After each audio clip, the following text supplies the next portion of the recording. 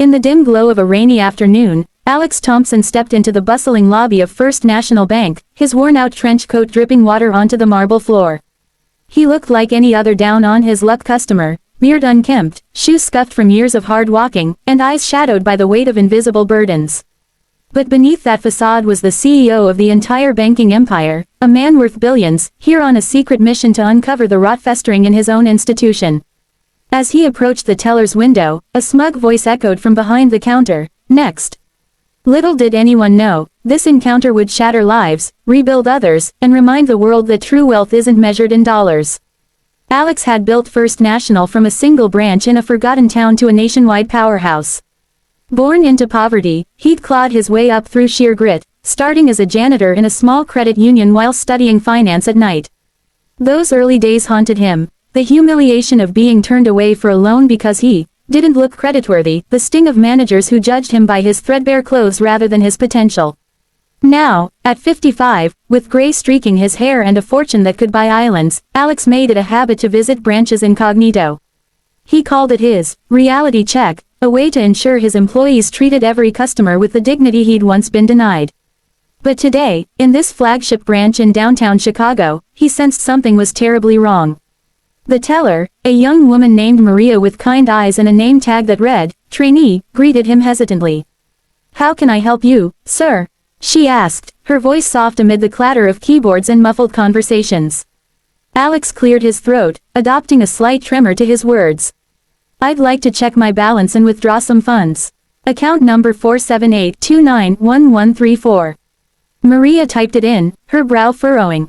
The screen flickered, and she glanced up. "Sir, this account, it shows a substantial balance. But I need to verify your ID." Before Alex could respond, a booming laugh interrupted from the manager's office. Mr. Reginald Hargrove, a portly man in his late 40s with a perpetual smirk and a tie that screamed self-importance, strode out. He'd been eavesdropping, as was his habit with suspicious customers. Hargrove had risen through the ranks by cutting corners, denying loans to low-income applicants, pushing high-fee products on the vulnerable, and fostering a culture where empathy was a weakness. "What's this now?" he barked, leaning over Maria's shoulder. "A substantial balance? In that getup? Ha, you look like you couldn't balance a checkbook, let alone have one here." Alex felt a familiar pang, the echo of his younger self, standing in similar lines, dismissed and demeaned. He met Hargrove's gaze steadily. "I assure you, it's mine. Just check the system," Hargrove snorted, waving a hand dismissively. "Our system flags frauds like you every day. Homeless types thinking they can waltz in and claim some forgotten account. Tell you what, I'll pay you double whatever's in there if it's real. Out of my own pocket." He erupted into laughter, slapping the counter so hard that nearby customers turned to stare. Maria flushed, her hands trembling on the keyboard. She knew Hargrove's bullying ways, she'd seen him berate staff and customers alike, but speaking up meant risking her job, and with a sick mother at home, she couldn't afford that. The lobby fell into an awkward hush. Alex's heart ached not just for himself, but for every person who'd faced this man's cruelty. He thought of his late wife, Elena, who'd battled cancer while they scraped by on minimum wage. It was her dream that had pushed him to succeed, build something fair, Alex. For people like us. Now, staring at Hargrove's mocking grin, Alex realized this branch was a betrayal of that promise. "Sir," Alex said quietly, his voice steady despite the storm inside, "perhaps you should verify before making bets you can't afford." Hargrove's laughter faded into a sneer. "Verify, fine. Maria, pull up the full profile. But if this is a scam, I'm calling security." Maria complied, her fingers flying. The screen loaded. Alexander J. Thompson, CEO. Balance, $1.2 billion in liquid assets, not counting investments. Her eyes widened. "Mr. Hargrove, this is nonsense." Hargrove snatched the mouse, zooming in. His face drained of color as the profile photo loaded, a clean-shaven version of the man before him, in a tailored suit. This can't be."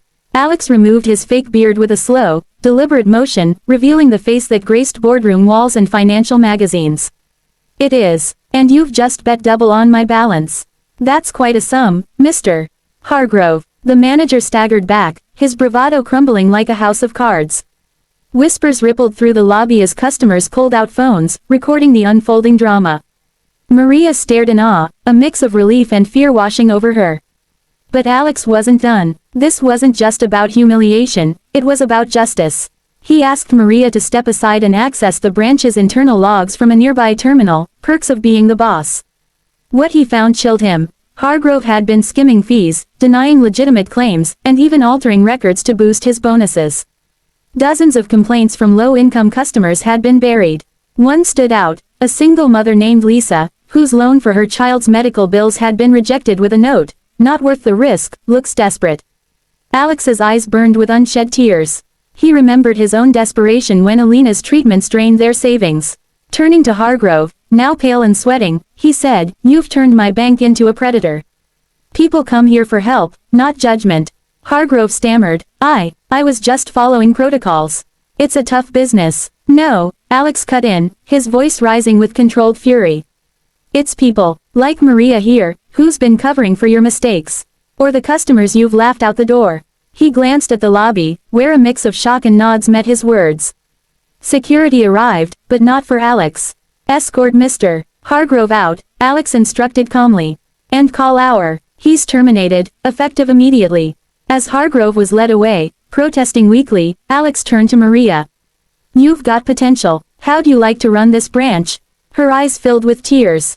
"Me, but I'm just a trainee." "You're more than that," Alex replied, smiling for the first time. "You saw a person, not a profile. That's what this bank needs." The next few hours blurred into action. Alex addressed the staff, revealing systemic issues and promising reforms. Mandatory empathy training, fee waivers for low-income accounts, and anonymous reporting lines. He personally called Lisa, approving her loan with an apology and a bonus to cover lost time. Word spread like wildfire. Social media buzzed with videos of the Undercover CEO takedown, turning First National into a symbol of change overnight. But the real transformation was personal. That evening, alone in his penthouse, Alex reflected on the day. The emotional toll hit him hard. The ridicule had reopened old wounds, reminding him how fragile dignity is. Yet, it fueled his resolve. He drafted a company-wide memo. "Today, I was reminded that our greatest asset isn't money, it's trust.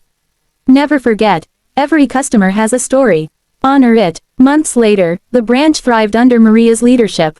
Customer satisfaction soared, and Alex made incognito visits a standard practice, not just for checks, but for connections. Hargrove, stripped of his arrogance, found work in a small nonprofit, helping the very people he'd once dismissed, a humbling redemption. In the end, Alex's story wasn't about revenge, it was about renewal.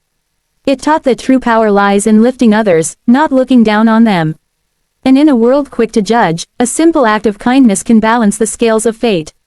Remember, you never know who's standing before you, or what balance they truly hold.